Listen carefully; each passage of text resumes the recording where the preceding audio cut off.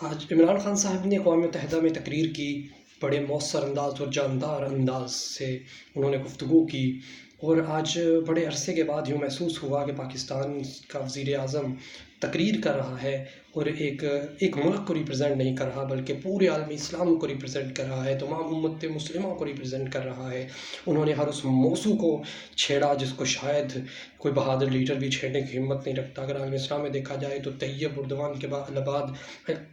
ہمیں صرف اور صرف آج عمران خان وہ شخص نظر آئے جنہوں نے بڑے مؤثر انداز میں، بڑے جاندار انداز میں گفتگو کی۔ انہوں نے کشمیر کے موضوع پہ کھل کے بولے، انڈیا کو خوب لتاڑا اور انڈیا کے مظالم کا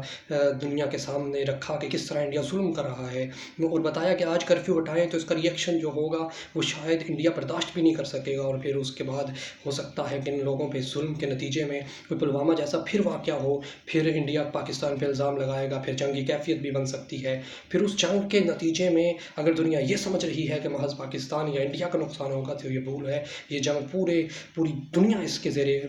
عتاب آئے گی۔ اور اس کے ساتھ ساتھ انہوں نے بات صرف کشمیر یا پاکستان کے مسئلے پہ نہیں کی، انہوں نے عالمی اسلام کے موضوعات کو چھیڑا جن کو چھیڑنے کی شاید عالمی پریشر میں کوئی دوسرا لیڈر جرأت ہی نہیں رکھتا تھا۔ انہوں نے بات کی اسلام فوبیا پہ کہ کس طرح اہل مغرب کو اسلام فوبیا ہوا ہے اور کس طرح وہ اسلام کو بدنام کرنے کے لیے گھناؤنی گفتگو کرتے ہیں، گھناؤنا انداز اپنایا ہوا ہے۔ انہوں نے بتایا کہ کل تک امریکہ کے مفادات کے لیے وہ لوگ مجاہد تھے جو افغانستان میں لڑ رہے تھے، آج جب روس جنگ ہار گیا تو امریکہ تو بھاگ گیا تھا، بعد میں امن آیا افغانستان میں، پھر منظم ہوئے وہ معاملات، اور پھر امریکہ آیا، پھر انہی مجاہدین کو امریکہ نے دہشت گرد ڈکلیئر کر دیا، اور عمران خان نے واضح انداز میں کہا کہ ہماری وہ غلطی تھی، ہم اس جیسی غلطی دوبارہ کبھی نہیں دہرانا چاہتے۔ اور پھر اس کے بعد انہوں نے بات کی کہ اس دہشت گردی کو اسلام سے ہرگز نہ جوڑا جائے۔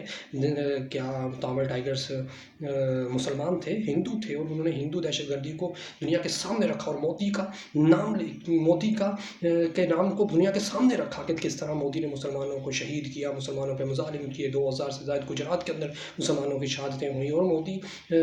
مودی ہٹلر کی طرز پہ چل رہا ہے، ان کی وردی اس جیسی ہے، اور RSS کا وہ مستقل کارکن ہے۔ تو ان موضوعات کو انہوں نے سامنے رکھ کے دنیا کو جھنجھوڑا ہے، اور واقعی عمران خان کی آج کی تقریر قابل تحسین ہے۔ مجھے عمران خان کے ناقدین میں آپ لوگ تصور کرتے ہیں، بالکل میں نے ہر موضوع پہ عمران خان کی غلط بات پہ تنقید کی، لیکن آج واقعی تقریر بہت جاندار تھی، اور میں یہ امید کرتا ہوں کہ کہیں پھر وہی نہ ہو جس طرح الیکشن سے قبل دھرنوں میں عمران خان کی تقریریں محض تقریریں ہی رہ گئی تھیں، عملی اقدامات نہیں تھے۔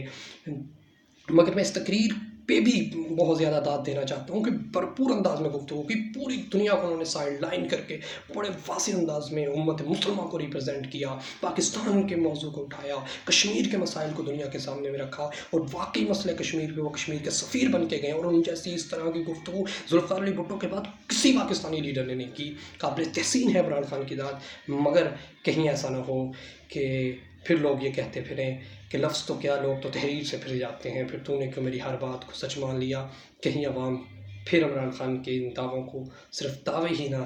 سمجھ سکے، اس پہ عملی اقدامات ہونے چاہیے، اور پھر یہی بات یہاں نہیں رکنی چاہیے بلکہ اس پریشر کو، اس نیریٹو کو مزید بلڈ کرنا چاہیے۔ میں اس بات پہ عمران خان کو خراج تحسین پیش کرتا ہوں کہ انہوں نے ایک عالمی لیڈر جیسی گفتگو کر کے عالمی اسلام کا سر فخر سے بلند کیا۔ آج محسوس ہوا کہ اقوام متحدہ میں طیب اردوان اکیلا نہیں، عمران خان بھی وہاں موجود ہے مسلمانوں کے حقوق کا دفاع کرنے کے لیے۔